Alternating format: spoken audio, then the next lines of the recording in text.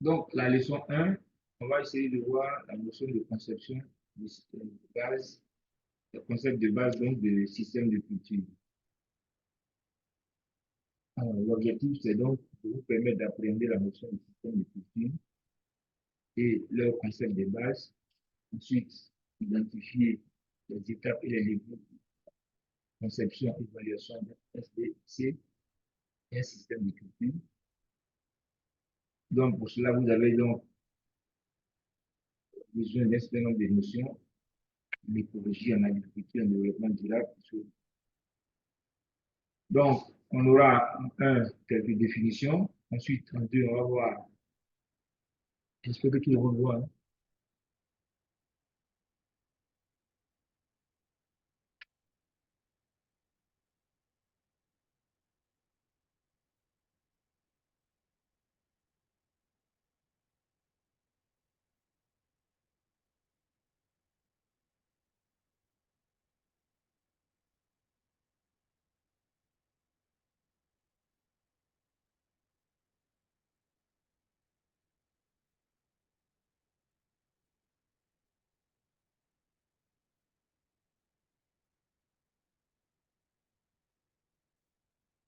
Comment vous voyez?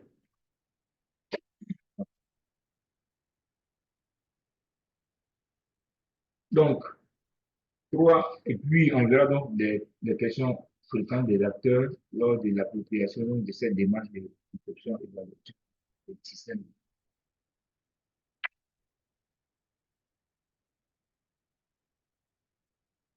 Alors, la question que je pose hein, très souvent, c'est la première question. À votre avis, comment est-ce qu'on peut définir un système? Qu'est-ce qu'on appelle système?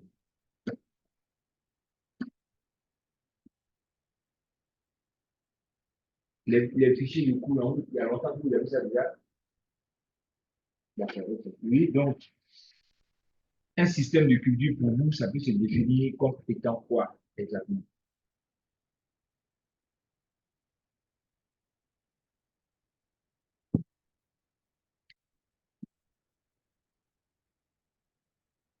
Oui, cher ami, c'est monsieur? Monsieur ami de oui.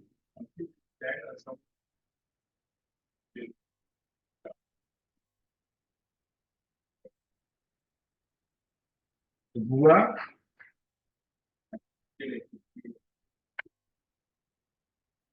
pouvoir faciliter,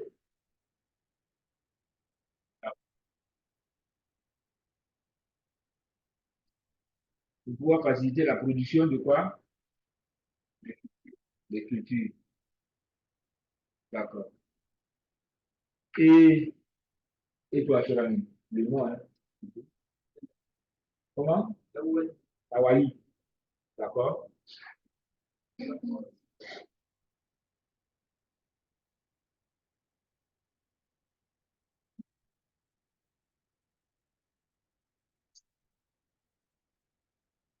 Afin d'optimiser le.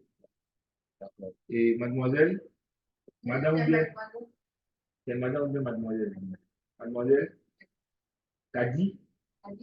Kadija, d'accord, oui.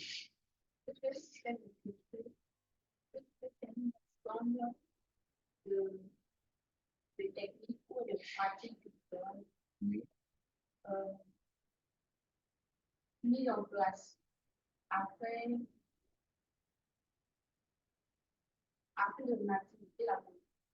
D'accord, donc pratiquement, je pense que vous tous vous avez la même idée. Hein. C'est-à-dire, vous parlez augmentation des rendements, vous parlez de production, vous parlez d'amélioration, ça, non? Voilà, donc on accroître la productivité, c'est ça? Mais on veut accroître la productivité, mais il faut qu'on tienne compte de quoi? On va tenir compte. Est-ce qu'on veut produire sans tenir compte de quoi que ce soit, ou bien qu'est-ce qu'on fait généralement? Je veux dire, j'ai une parcelle. Si j'avais par exemple 2 tonnes de production, je vais passer à 10 tonnes. Mais comme je vis cet objectif de 10 tonnes, tout ce que je fais comme action, est-ce que je fais ça bon, comment je fais ça?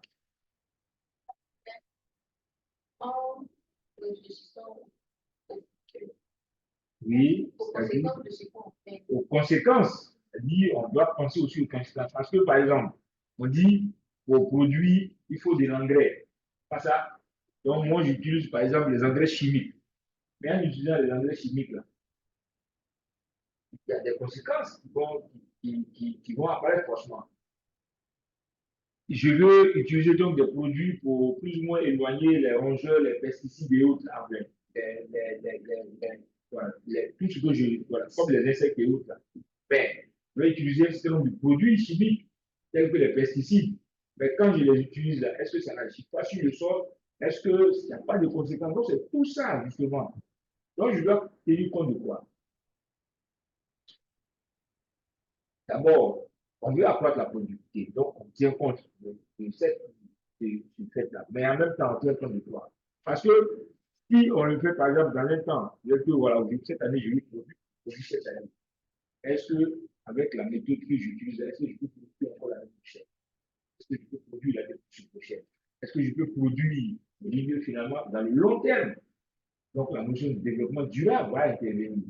Et si la notion de développement durable intervient, ça veut dire quoi? Que il faut que je pense aussi aux conséquences sur l'environnement. C'est ça. Donc, je dois non seulement, ça dit, il y a un aspect économique, mais il y a un aspect environnemental. C'est ça, non? Puis il y a un aspect social aussi. Donc, c'est tout ça. D'accord? OK. Donc,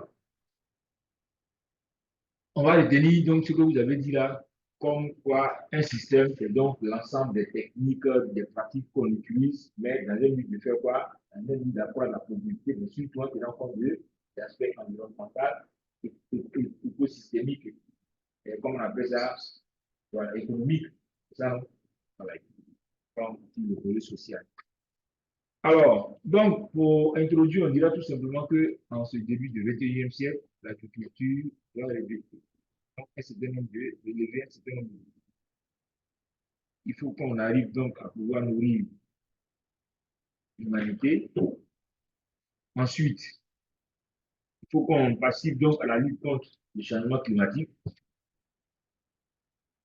Ensuite, il faut fournir donc des matières premières adaptées pour des usages donc énergétiques, chimiques ou des matériaux donc en exploitant pleinement la biomasse.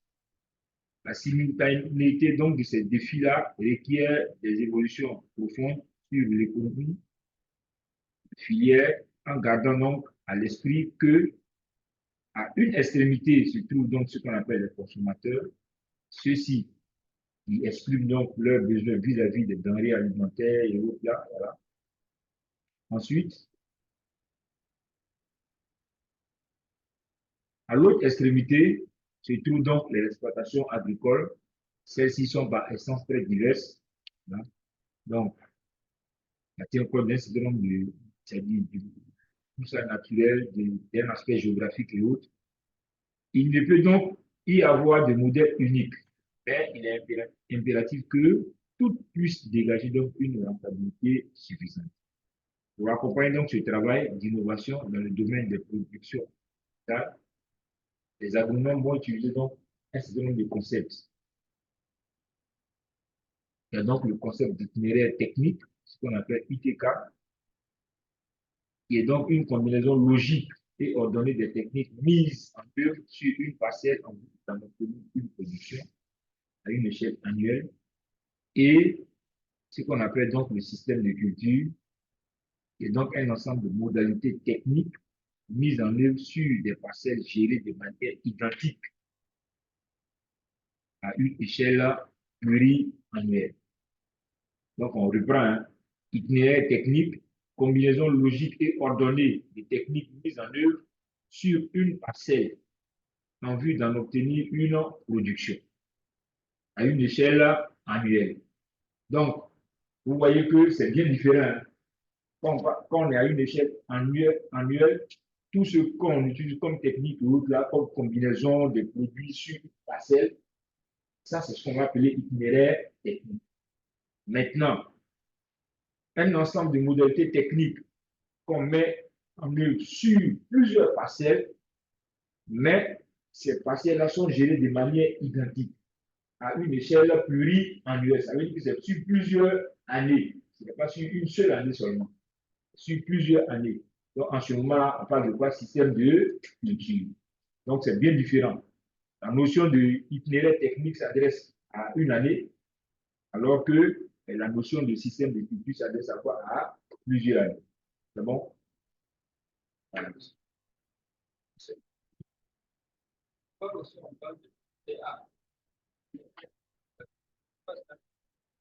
Oui, c'est d'abord itinéraire technique. Hein. On parle d'abord de ITK. Puis, puisqu'il s'agit des productions agricoles, donc on parle maintenant de ITK, ben, il y a le A, là. Donc, c'est pour ça que tu parles de l'itinéraire technique agricole. Sinon, c'est pratiquement la même chose. Alors, système de culture. Un système de culture peut donc être défini comme un ensemble de modalités techniques mises en œuvre sur une parcelle ou un ensemble de parcelles agricoles traitées de manière identique dans un contexte pédoclimatique donné. Chaque système de culture se définit donc d'une part par la nature des cultures et leur ordre de succession. Donc, vous voyez que vous pouvez avoir une liste de cultures. Ça dépend de comment vous allez les agencer et comment vous allez les faire succéder. Ça veut dire quoi? Si je fais un exemple, hein, vous avez par exemple des arachides, vous avez par exemple du maïs, vous avez par exemple je dis n'importe quoi. Mais si on remet à, pardon, c'est à Madou, hein, à Midou, si on remet par exemple cette culture à Midou, et qu'on remet encore ces mêmes productions, enfin ces mêmes cultures à, Lawal, voilà. Donc, ça dépend de comment l'autre, lui, va agencer. Donc, vous n'aurez pas forcément le même système de culture. C'est pas ça que je comprends. Toi, tu peux quand même décider de mettre les arachides avant, de mettre le maïs, etc., etc. Lui, il a son ordre, il a sa manière d'agencer. Mais comme toutefois, chaque agencement doit tenir compte des caractéristiques, c'est-à-dire de chaque culture. Est-ce que dans cette période-là, est-ce que la culture de l'arachide est favorable? Si oui, sûrement tu peux mettre. Donc, tu choisis les périodes et tu essaies d'alterner, de succéder ces cultures-là en fonction de tes objectifs. Donc, vous voyez que vous pouvez utiliser les mêmes cultures, mais vous n'avez pas forcément le même système de culture. C'est bon? Peut être différent. Donc, chaque système de culture, comme je disais, c'est défini donc d'une part par la nature des cultures et leur ordre de succession, et d'autre part, les techniques appliquées à ces différentes cultures et les interactions dynamiques entre les éléments du système. Je vais vous la chiffre tout à l'heure. Qu'est-ce qu'on appelle système de culture innovant? Un système de culture innovant est un système dont les résultats permettent de répondre aux enjeux émergents en agriculture, notamment aux objectifs de développement durable. C'est bon? Donc, innovant parce que tout simplement, ça répond aux objectifs de quoi? Du développement durable. Et les objectifs du développement durable, c'est quoi? Quels sont les objectifs du développement durable?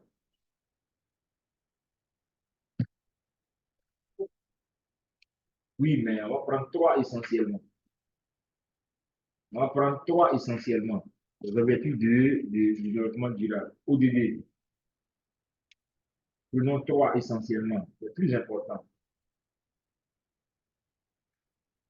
Mhm. Comment? Non, je ne comprends pas. Expliquez.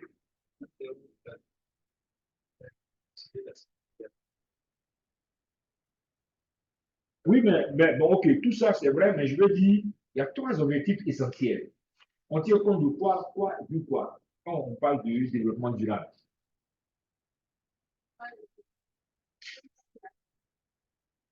Non, je veux dire quels sont les aspects qui vont faire ressortir le développement durable.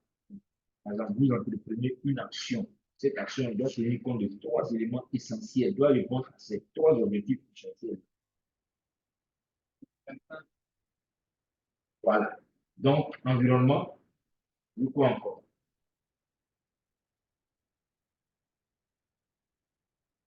Il y en a trois essentiellement. Il y a comme l'environnement. Ça, non? Voilà. Puisque l'action qui est entreprise a forcément des conséquences sur l'environnement. Il faut tenir compte de l'aspect préserver l'environnement. C'est bon? Ensuite, quoi encore? Objectif de développement durable. Et donc, il y a quoi? Le caractère économique. C'est ça, non? Quoi encore? Il y a donc le caractère social. Donc, ce sont ces trois éléments essentiels. Environnement, économie et puis le social. Si vous faites une action et que ça ne tient pas compte de l'un des éléments-là, ça veut dire que vous n'êtes pas en train de répondre aux objectifs du développement durable. C'est bon? C'est les trois éléments essentiels. Et donc, quand ces trois éléments essentiels sont pris en compte dans votre système de culture, il devient alors quoi? Système de culture innovant. C'est bon? Donc, vous voyez un peu l'importance du caractère innovant du système de culture. Parce que ça remplit au moins les trois objectifs. Une fois que ça tient compte de ces trois aspects-là, justement, on parle de système de culture innovant. Et si vous voyez que l'un n'est pas atteint, on va parler de système de culture tout simplement. C'est bon?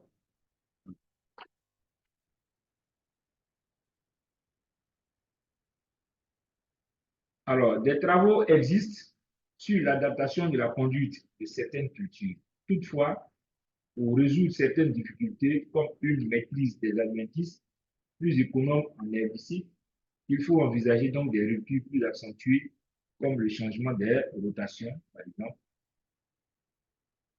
Et l'échelle du système de culture doit être considérée pour cela. L'innovation dans la perspective du développement durable des exploitations visant l'amélioration conjointe des performances économiques, environnementales et sociales. Bon, vous voyez que les trois aspects sont là. Voilà. Ne peut se limiter à des changements de technique.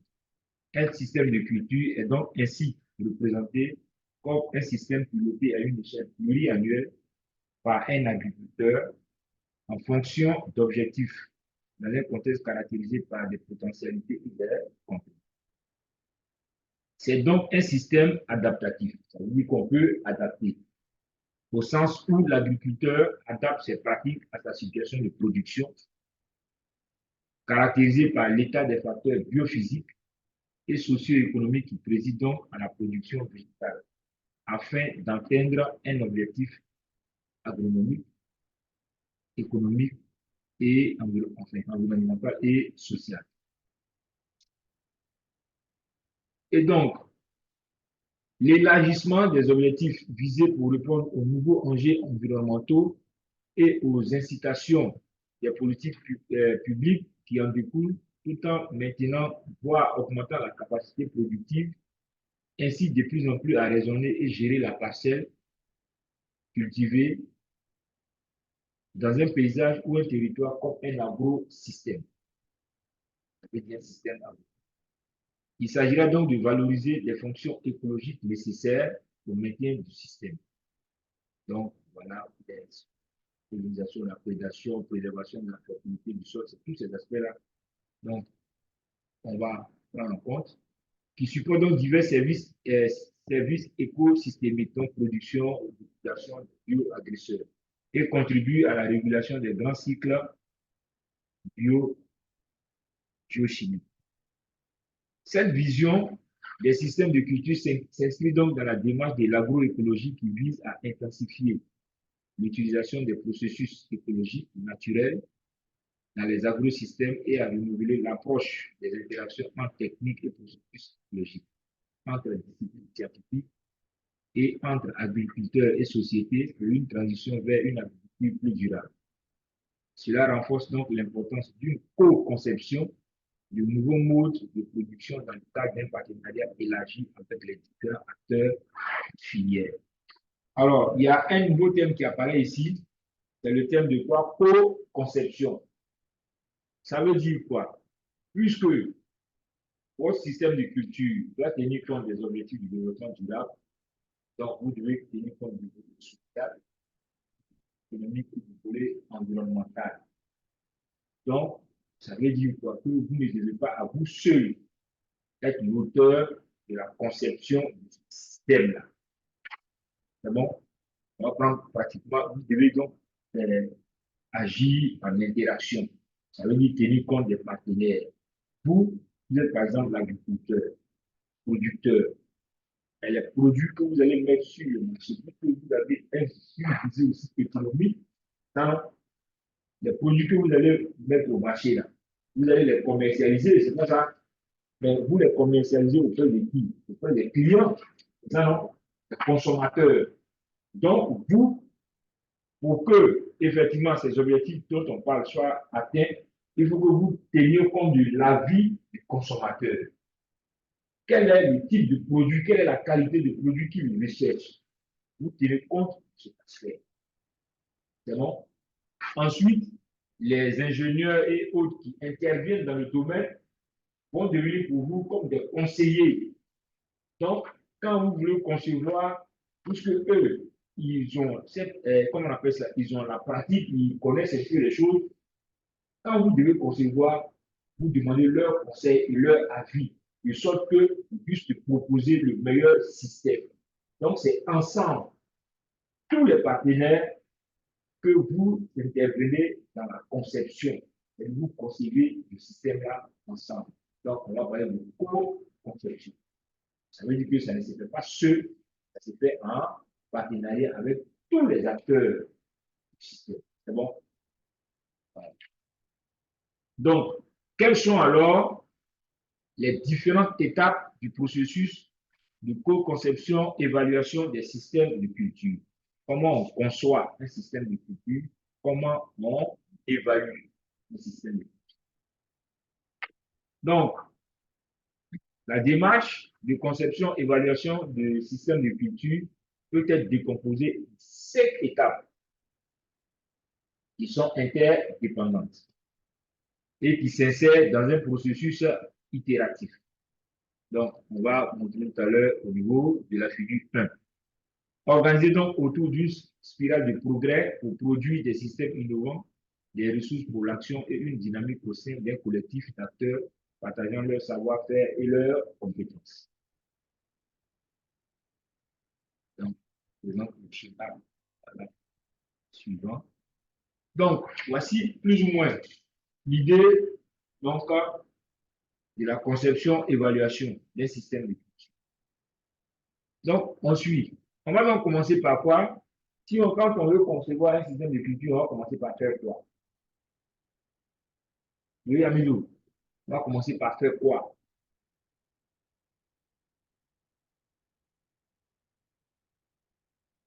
On regarde le schéma et puis on essaie d'interpréter. Oui, mademoiselle Kadija. Oui. Dans le schéma, on a d'abord un diagnostic de situation. Voilà, donc on va faire quoi? On va faire un diagnostic de la situation initiale, c'est-à-dire de quel est l'existant. On va par exemple sur la parcelle de Laval et on regarde qu'est-ce qu'il y a d'abord. D'accord, non? Donc on fait un diagnostic donc, de la situation initiale pour essayer de voir. Ça va nous permettre de faire quoi? Évaluer un certain nombre d'éléments, de voir est-ce que donc on regarde. Et puis, une fois qu'on a fait le diagnostic de la situation initiale, qu'est-ce qu'on va faire? On va concevoir, c'est-à-dire on va concevoir ensemble un nouveau système de culture. Par exemple, lui, il avait mis de la patate, il avait mis de quoi, comment on appelle ça? Du mil, il avait mis par exemple de l'arachide, du maïs, etc., etc., on regarde. Et par rapport donc aux caractéristiques biophysiques et autres, là, on essaie de voir comment concevoir un nouveau système. On ne va pas le concevoir, ça veut dire que ce n'est pas lui seul. Toi, par exemple, en tant qu'ingénieur, tu vas donner ton idée. Elle, par exemple, en tant que consommatrice, elle va donner son idée de comment concevoir. C'est bon? Et lui-même, comme il est déjà là, en tant qu'agriculteur, lui aussi va donner son idée. Donc, ensemble, avec toutes les idées que vous donnez là, vous allez dire, bon, voici comment. Donc, vous concevez votre nouveau système. C'est bon? Une fois que, alors, ce nouveau système-là est conçu, en fait, vous serez confronté à un certain nombre vous allez tenir compte des enjeux que vous visez, et du contexte aussi dans lequel vous évoluez. Mais en même temps, il y a des contraintes et des opportunités qui vont vous être plus ou moins offertes. Ensuite, et puis, quels sont les objectifs que vous voulez fixer? Vous allez donc énumérer tout ça. Et puis, quels sont les résultats que vous attendez? En concevant votre système, vous attendez quoi? Mais dans quel contexte? Quels sont les contraintes? Quelles sont les opportunités par rapport à nos objectifs qu'on s'est fixés? C'est bon? Ça, c'est donc la phase de conception du nouveau système. Maintenant, le nouveau système est conçu et donc vous allez faire une évaluation a priori. Quand on dit a priori, ça veut dire quoi? Qu'il n'y a pas encore de résultat. Vous-même, dans votre conception, vous vous êtes dit, mais si on a fait comme ça, voici ce que, par exemple, à quoi on peut aboutir. Donc, vous faites une évaluation a priori par rapport à ce que vous avez déjà conçu. C'est bon? Cette évaluation a priori-là vous permet de voir les résultats attendus, tout ce que vous attendez. C'est ça? Maintenant, une fois que vous avez fait tout ça, vous faites quoi? Vous passez maintenant à voir la mise en œuvre. Puisque on a conçu, voilà, ça c'est sur papier, on a fait une conception. Voici comment on va peut-être mettre ici le mil, on va peut-être mettre ici le sorgho, on va mettre l'arachide ici, le maïs ici, le blé, etc., etc. Ça, c'est une conception. Et par rapport à cette situation-là, vous avez fait des évaluations à priori. Maintenant, on va passer une mise en œuvre. Vous voyez qu'on va maintenant sur le terrain. Et là, pour la mise en œuvre, on a combien d'éléments qui nous sont, on a combien de voies, on a combien d'opportunités? Deux. C'est-à-dire, on peut utiliser la parcelle du producteur, c'est-à-dire la parcelle de Lawal qui avait déjà mis un certain nombre d'éléments. Donc, on peut utiliser cette parcelle. Mais cette fois-ci, en faisant quoi? C'est-à-dire, on va laisser sa culture qui était là déjà sur place. On ne touche pas à ça. Nous, on fait quoi? À côté de ça, on va essayer de mettre une parcelle, ce qu'on a conçu. On va essayer de comparer pour voir les deux, comment ça va évoluer. Ensuite, on peut aussi, donc, comme on appelle ça, faire une expérimentation système. C'est-à-dire, le système tel qu'on l'a conçu, on ne le compare à rien du tout, on vient, on implante. Je ne sais pas si on se comprend. C'est une nouvelle parcelle qui n'a rien à voir. On implante simplement. C'est-à-dire, on ne vient pas la mettre à côté d'une parcelle déjà existante avec des systèmes de culture. On crée une nouvelle parcelle et puis on fait. Ça, c'est deux manières. Ça veut dire que le premier, c'est-à-dire que le premier aspect, ça nous permet de faire quoi? De comparer l'existant, ce qu'on a conçu. Or, l'autre, c'est de suivre typiquement le nouveau qu'on a conçu. C'est bon? Donc, on a ces deux aspects-là. Une fois qu'on a fait ça, ça va évoluer. Et maintenant, ça veut dire qu'on a des résultats qui sont là. On voit la production qui. Donc, c'est-à-dire que le système est achevé. Une fois que c'est achevé, qu'est-ce qu'on va faire? On va faire une évaluation à posteriori. C'est-à-dire qu'après la mise en œuvre, on va faire maintenant. Là, c'est ça de façon pratique. On voit maintenant les vrais résultats. Contrairement aux résultats qu'on attendait ici. Ça, ce sont les résultats concrets qu'on a obtenus. Ce n'est plus des résultats attendus, mais ce sont des résultats obtenus par rapport à l'application du système. Donc, ici, on fait cette évaluation. Si c'est positif, quand je dis c'est positif, ça veut dire que si effectivement on a vu que notre système là est devenu productif et que ça a tenu compte des aspects environnement, social et tous les aspects en tout cas du développement durable, en ce moment-là, on va capitaliser. Ça veut dire quoi?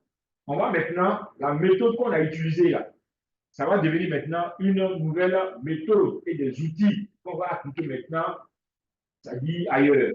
On va implanter ailleurs. C'est bon? Parce que tout simplement, le système de culture a été approuvé.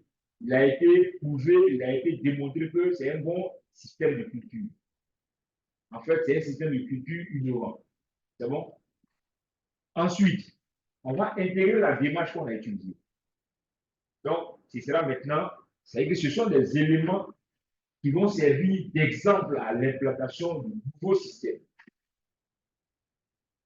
C'est bon?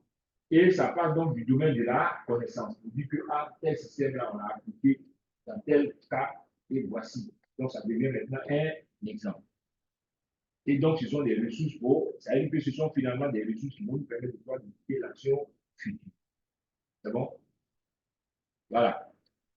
Donc, une fois que cette étape-là est chose, on passe à l'échange, transfert des données, validation, accompagnement et diffusion. On va donc diffuser le système de culture. C'est bon? Si dans le cas contraire, on va faire quoi? On va faire une reconception. C'est-à-dire que si ça n'a pas marché, ça veut dire que ce qu'on a fait n'est pas bon. Donc, on va repartir pour faire une nouvelle conception. Donc, là-bas, la dernière flèche, une, deux, c'est bon? Donc, quand on parle de co-conception des systèmes de culture, voici vraiment les 5 étapes. Et si vous avez intégré ces 5 étapes-là, je pense que normalement, vous avez compris. Tout le reste, là, c'est pas valable. C'est bon? Aminou, est-ce qu'il y a des questions? Pour le moment, c'est bon? Adia, ça peut aller? Monsieur l'ami? Oui?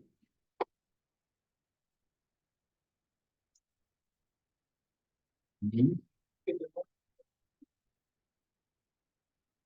Comment? C'est quoi la maîtrise? C'est quoi la démarche?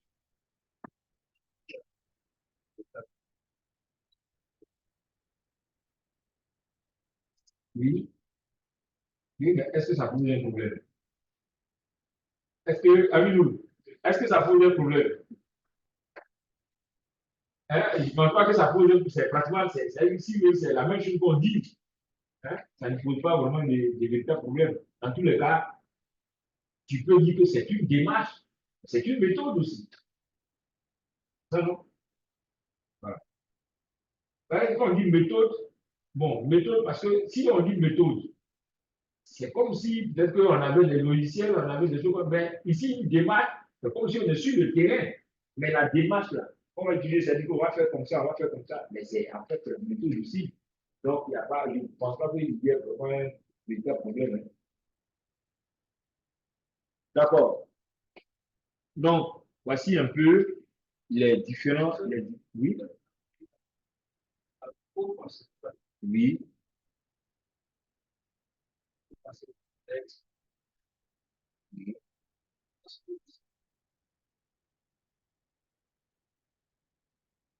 oui, mais c'est pour ça qu'on parle de contexte et enjeu. On dit contexte et enjeu. Enjeu, tu comprends, ça veut dire qu'on vise quoi? Donc, je pense que ça tient compte du contexte politique et autres, puisque ce sont les politiques qui, finalement, vous finissez, décident. Ce sont les politiques qui décident. Hein. Tu as par exemple conçu un système de culture, on regarde, est-ce qu'il est bon, effectivement, le rendement est peut-être à 100% ou bien à 120%. Ah, tiens, c'est bon. Donc, c'est une politique, là, qui va donner une décision pour que tout ça soit diffusé et que ça soit appliqué. Ça,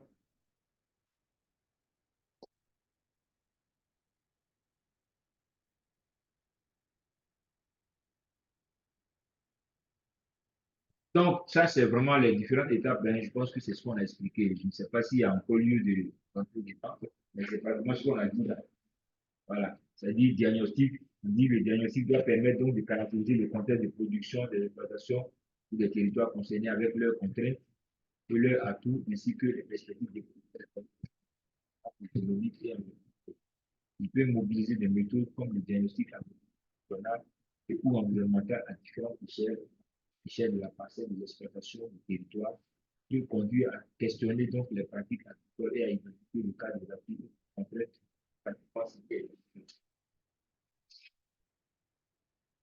pour conception de nouveaux systèmes. Voilà, bon, je pense que pas les si vous lisez que dans le détail, vous ne comprenez pas, peut-être que voilà,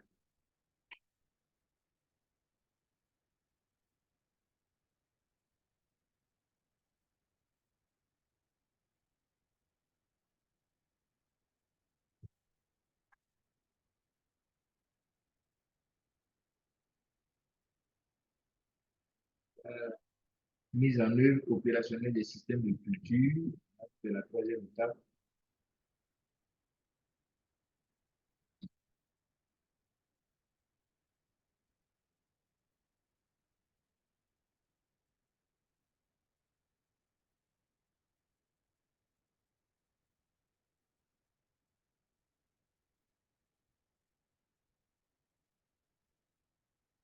OK.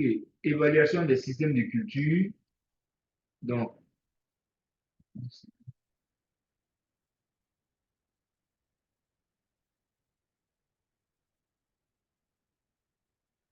et puis ensuite, on passe à l'étape de la diffusion, du transfert et accompagnement des producteurs. Voilà. Ici, on dit quelles sont les questions, voilà, fréquentes des acteurs lors de l'appropriation de la démarche de conception et évaluation d'un système de culture. Alors, donc, ici, on va présenter les plus fréquentes ainsi que les initiatives mises en place pour essayer donc d'accompagner cette démarche. Et la question à laquelle on va répondre en premier, faut-il concevoir des systèmes en rupture ou les améliorer progressivement? Avant même c'est à vous-même que je ramène cette question. Alors, supposons, je prends toujours le cas de Lawal, il a donc sa parcelle sur laquelle donc, il a plus ou moins effectué un certain nombre de... Quand la question, Amidou, quand on vient, par exemple, concevoir notre système de culture, la question que nous, on se pose et on veut donc vos avis, est-ce qu'il faut concevoir un système en rupture ou bien il faut tenir compte de l'existant et l'améliorer de manière positive? À votre avis, quel est votre avis là-dessus?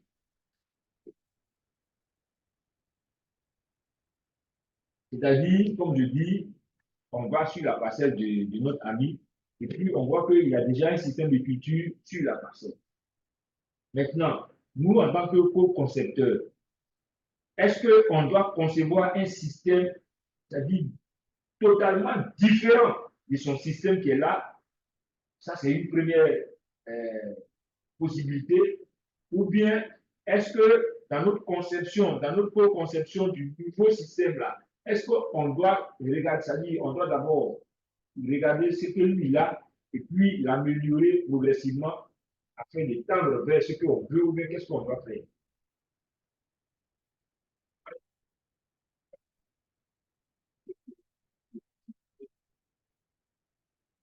Si l'équipe fait la possibilité, donc on peut continuer avec ce qu'il a déjà et la... Donc, ça, c'est la méthode progressive. Ça, oui. Là, dans le cas échéant, c'est pas que on peut concevoir un système carrément nouveau qui est différent du premier. Oui, c'est rendu toi-même. Qu'est-ce que tu souhaiterais?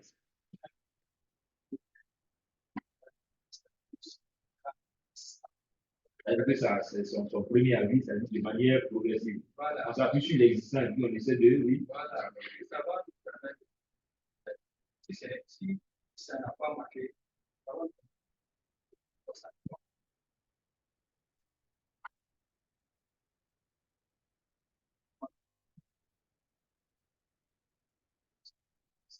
Donc, ça, c'est un autre troisième intervenant qui n'est pas là. Pas. Ok, d'accord. Donc, comme je dis, on a donc deux méthodes de conception par rapport à ce que vous venez de dire. Hein. On a deux méthodes de conception qui sont mobilisées donc pour concevoir de nouveaux systèmes de culture. La première méthode, c'est ce qu'on appelle la conception de nouveau. Elle cherche généralement à explorer le champ des possibilités pour proposer des systèmes innovants en rupture avec la situation initiale. Ça veut dire quoi? Ça veut dire que c'est un système qui est carrément différent. Elle se pratique de plus en plus dans des ateliers de conception de prototypes à 10 d'experts, avec des collectifs d'acteurs qui valorisent la complémentarité des savoirs, connaissances scientifiques, savoirs techniques et savoir-faire. Donc, ça veut dire qu'on va réunir des spécialistes, donc les consommateurs, les agriculteurs eux-mêmes, les ingénieurs, en tout cas, tous ceux qui utilisent et puis, ils sont réunis donc en atelier et puis ils vont concevoir un système sans tenir compte de ce qui est sur le terrain. Ils vont concevoir un système Puis ils vont venir donc faire quoi? Ils vont venir l'appliquer. On veut dire que ça, c'est un nouveau système qui est donc en rupture avec ce qui peut exister. C'est bon? Alors, mais vous voyez que, quand même, malgré que ça ne tient pas compte de l'existant, vous voyez qu'il y a tous les éléments, les aspects, tous les objectifs sont donc plus ou moins, puisque ce sont des spécialistes de chaque objectif qui se réunissent. Donc, vous voyez que tous les objectifs ont été plus ou moins pris en compte. C'est bon? Ça, c'est donc ce premier système. Ensuite, et puis, il y a la conception incrémentale ou encore pas à pas. C'est celle que vous avez proposée plus ou moins. Vous avez dit qu'il faut faire de façon progressive. Alors, la conception pas à pas organise une transition progressive des systèmes de culture voilà, existants par des améliorations successives, comme vous l'avez proposé. Substitution des traitements phytosanitaires par une technique alternative. Cette méthode débute nécessairement par une étape de quoi de diagnostic, faisant la situation initiale, et s'appuie sur de quoi des boucles d'apprentissage. Elle est donc bien adaptée aux producteurs car elle prend en compte leurs contraintes et leurs objectifs pour élaborer donc des systèmes qui sont opérationnels et offrent donc l'intérêt d'apprendre chemin faisant sans plus de risques majeurs.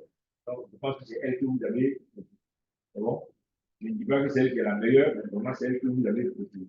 Donc, malheureusement, la demoiselle n'était pas là, donc on n'a pas pu lui poser des questions. Oui, mademoiselle, on va revenir un peu à la conception. On dit pour concevoir un nouveau système, on a deux méthodes. La première méthode, c'est une conception qui est en rupture avec l'existence. Ça veut dire que vous avez un système de culture qui est sur une parcelle qu'on connaît et on conçoit comment on appelle ça, un système qui n'a rien à voir avec ce qui est là. C'est-à-dire, on imagine un truc en laboratoire et puis on va l'appliquer sur le terrain. Ça, c'est la conception en rupture. C'est ce qu'on appelle la conception de monde. Et là, la deuxième, c'est la conception pas à pas. C'est-à-dire quoi? On a l'existant qui est là, un système de culture qui est là, et puis on essaie d'apporter des années fur et à mesure pour nous permettre donc d'aboutir à ce qu'on a plus ou moins compris. Donc, qu'est-ce que tu proposes? Quelle est la conception qui te sied? Je pas, pas avoir vu. Pourquoi, à ton avis?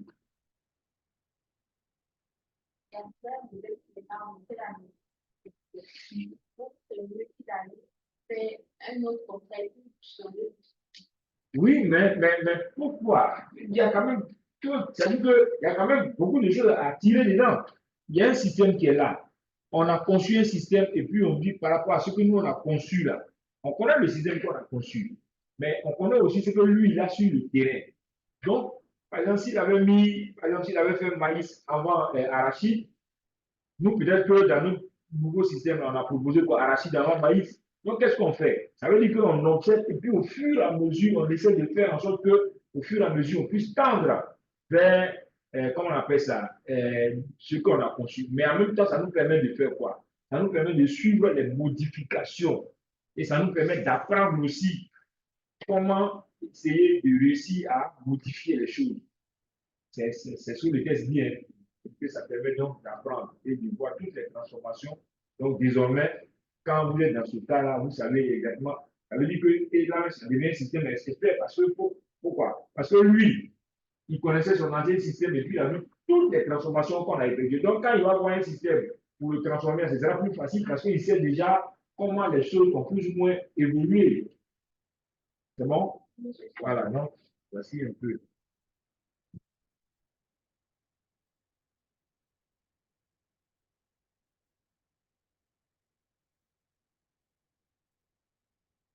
Alors, donc, le deuxième point, comment mobiliser de nouveaux leviers pour concevoir des systèmes économiques en étant de synthèse? C'est une des questions dominantes dans le cadre du plan éco-phyto qui ambitionne donc de réduire fortement l'usage des produits phytopharmaceutiques.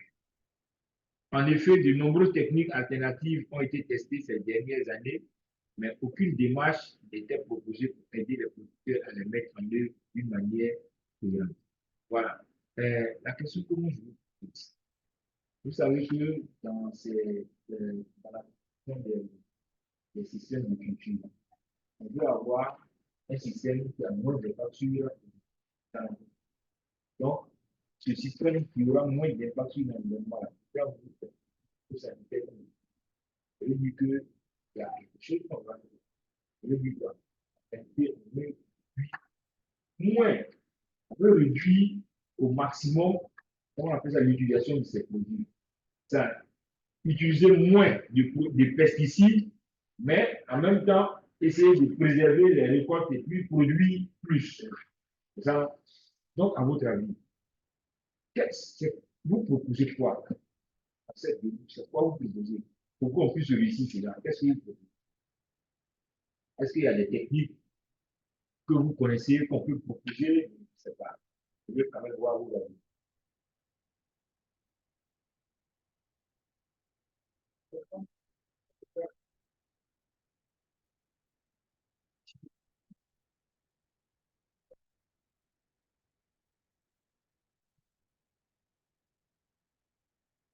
Ça dit que ça, là, c'est sûr. C'est une méthode. Oui, Kalia.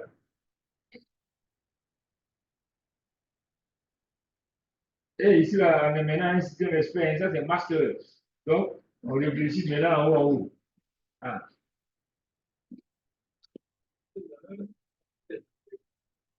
oui, bien sûr, bien sûr. Donc, en fait, c'est ça qu'il faut plus utiliser que d'utiliser les engrais chimiques. Donc, ah, parce que c'est ça.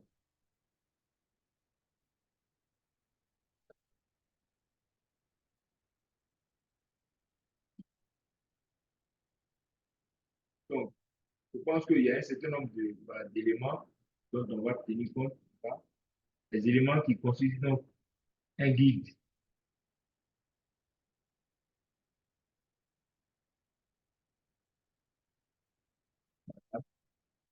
Les éléments constituent donc du guide de conception du système de production fruitière économe en produits phytopharmaceutiques, voilà, tel que là. Donc, vous avez il y a des types méthodologiques, donc, qui tient compte des enjeux, définition des concepts d'action, d'obligation, voilà, vos. Puis, vous avez des fiches de support à la démarche, vous avez des fiches d'aide, des fiches techniques. Bon, et tous ces éléments-là contiennent des informations dont il faut tenir compte pour concevoir un système.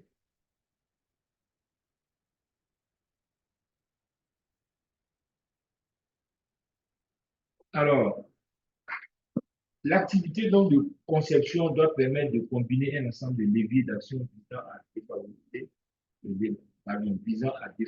développement des bioagriculteurs comme là, votre camarade l'a dit là, dans le verger et à réduire les dommages de manière préventive. Pour utiliser les moyens de lutte chimique en dernier recours. Comme il a dit, ça veut dire qu'il préfère qu'on utilise des produits plutôt que d'utiliser dans les produits. Donc, combiner différents modes d'action pour rendre le système moins vulnérable aux agressions. Voilà, plus ou moins.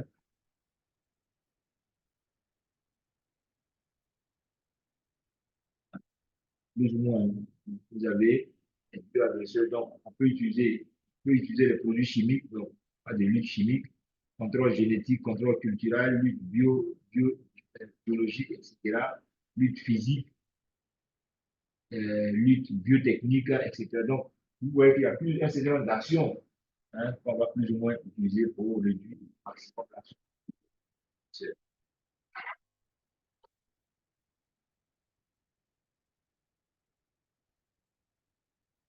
Dans cet objectif-là, les moyens de lutte biologique, conservation donc des auxiliaires présents, utilisation des produits microbiologiques ou piégeage massif sont des leviers d'action d'un grand intérêt en verger. Il demande donc de continuer à développer des connaissances pour raisonner les actions de protection et d'aménagement favorable à la biodiversité fonctionnelle aux échelles les plus pertinentes par rapport donc au processus écologique actuel. Aménagement d'infrastructures au sein des paysages, gestion collective d'une méthode comme la confusion sexuelle pour augmenter son efficacité. Une représentation précise du système de culture innovant est proposée pour faciliter son transfert. On va donc voir la figure 5 qui montre par exemple les stratégies l'usage des produits fongicides en verger. C'est vraiment des exemples qu'on donne. Donc, ici, vous avez donc voilà, une succession en fonction de, comment on appelle ça, des actions qu'on veut. Donc, en hiver, comment il faut, quels sont les éléments qu'il faut avoir. Ensuite, au fur et à mesure qu'on évolue, vous voyez que les saisons vont plus ou moins changer. Donc, il y a des produits qui vont aussi être utilisés. C'est vraiment tout ça qu'on vous demande. Donc, j'espère que. Ils ont bien envoyé les activités là. On vous a bien envoyé les activités. Pas encore. OK. Donc, après, ils vont positionner. Après cette séance-là, ils vont mettre des et concevoir, hein, selon votre propre explication, ainsi un exemple du système de culture. Vous allez avoir, quand tu vas lire le cours, quand tu vas lire, tu sauras de quoi on parle. Donc, ça va te permettre de. Ce pas des questions qui sont difficiles. Voilà.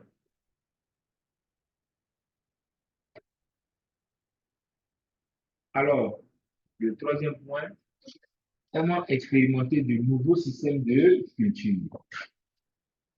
Les essais systèmes de culture modifient fortement la méthodologie expérimentale.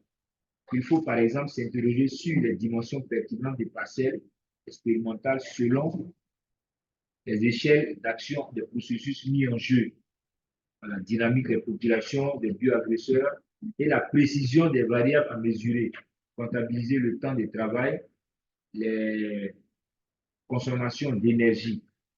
De nombreux expérimentateurs s'interrogent aussi sur la nécessité d'avoir recours à un système de culture de référence, de témoins, qui reproduit donc les pratiques locales des agriculteurs ou des recommandations actuelles, mis en expérimentation parallèlement à un système de culture innovant pour comparer les résultats entre les deux systèmes. Parce que c'est dans la mise en œuvre, on avait ça, l'existence est là, puis on conçoit le truc à côté, puis on essaie de suivre.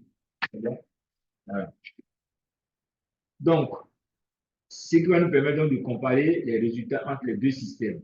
En fait, dans un de ces systèmes, l'évaluation de chaque système peut se faire dans l'absolu, c'est-à-dire en analysant si les résultats qui lui ont été assignés ont bien été atteints. Les performances donc du système de culture innovant peuvent aussi être positionnées par rapport à des référentiels, base de données technico-économiques, statistiques régionales sur l'utilisation d'intrants comme l'indice de fréquence des traitements. Ces référentiels-là étant malgré tout assez rares en production fruitière. Aussi, dans de nombreuses situations, on peut considérer qu'il est utile d'avoir recours à un système de référence car cela facilite l'analyse et la compréhension des résultats de certains critères très dépendants des conditions d'utilisation des produits phytopharmaceutiques liés avec la pression locale des bioagresseurs, analyse de la biodiversité fonctionnelle et des niveaux de prédation des bioagresseurs par les auxiliaires dans les STCD. Donc, ce qu'on a envie de dire ici, c'est que ce qui serait intéressant, c'est que vous avez une, comment on appelle ça, déjà l'existence de la. Vous concevez votre système de culture. Vous venez donc l'expérimenter. Donc, vous avez une parcelle test. Puis vous suivez un peu votre système. Bon, par rapport à l'ancien verre. L'ancien, c'est-à-dire le système qui est déjà là, va donner un certain nombre de résultats. Et ce qu'il avait conclu aussi, donc on va regarder la production. Et si le nouveau système qu'on a construit là, permettre d'avoir une production optimale, c'est bon, par rapport à l'objectif qu'on s'était fixé.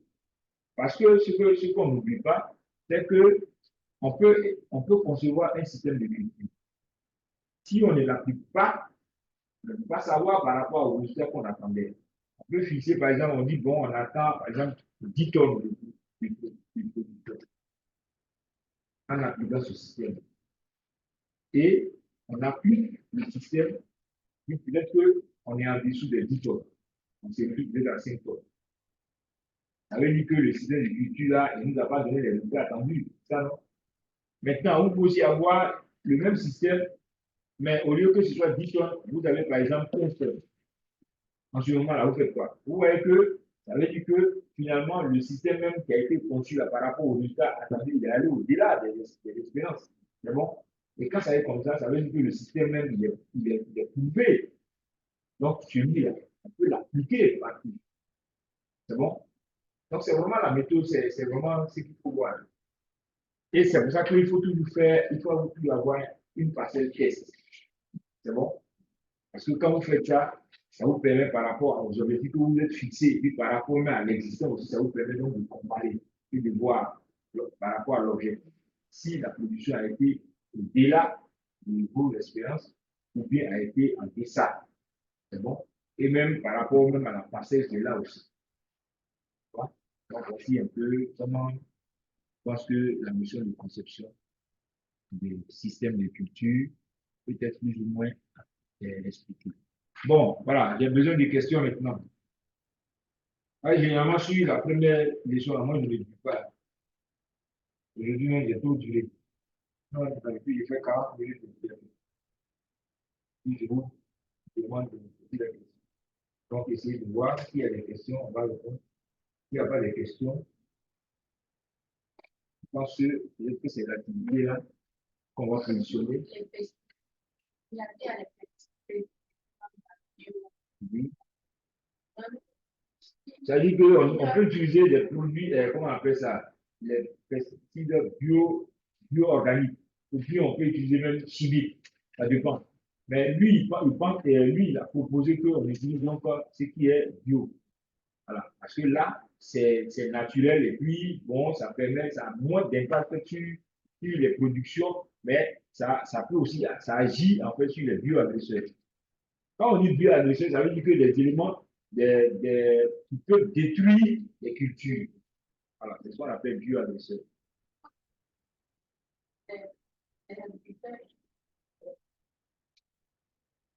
C'est parce que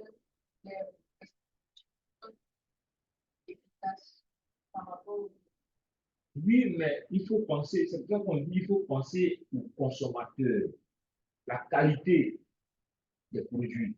Parce que quand c'est trop chimique, il peut avoir des conséquences, non seulement sur l'environnement, mais sur, comment on appelle ça, sur les consommateurs. Et puis, les produits chimiques qu'on utilise là, ça dépend.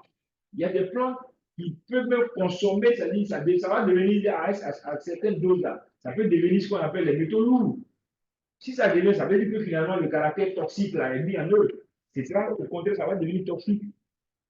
Et ça peut même agir sur la croissance des plantes elles-mêmes. Donc, c'est pour ça qu'ils préfèrent qu'on utilise moins des produits chimiques là et plus des produits bio. Donc, voilà, voici pour sa proposition. Je pense que la proposition est simple, hein, c'est pas trop. Mais et puis même, aujourd'hui, dans la conception des nouveaux systèmes de culture là, je pense que c'est vers ça qu'on tend. On veut utiliser moins tout ce qui est produit chimique. On veut utiliser moins. Parce que quand vous utilisez beaucoup de produits chimiques, déjà, sur l'aspect environnemental même, il y a un problème. Ça veut dire que le volet environnemental, là, déjà, vous ne tenez pas compte de ça. C'est bon?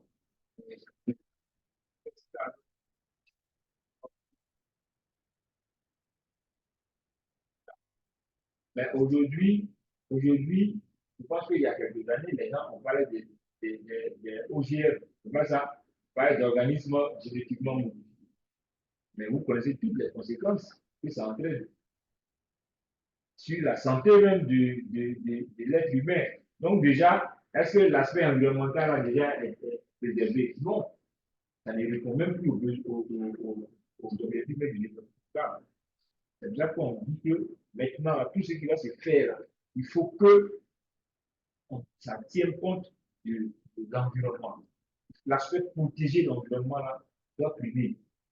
Donc, moins de produits peuvent donc détruire l'environnement. Tout, bien qu'on vise effectivement une productivité optimale. C'est bon? Question?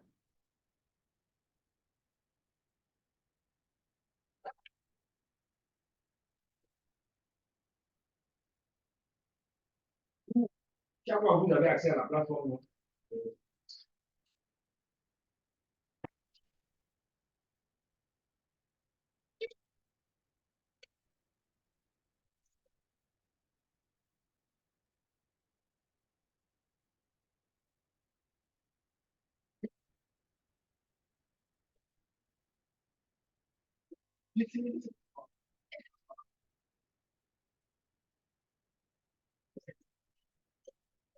c'est déjà parti. Donc, je vais la dire, peut-être que va mentionner les activités. Bon, chers amis, si nous, on n'a pas de questions, nous, on s'en va. Oui, d'accord? Attendez que je dirais. Je n'ai pas enregistré. Où ça y est?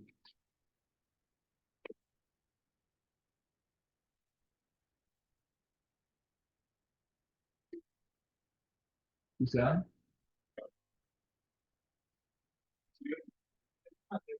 L'écran,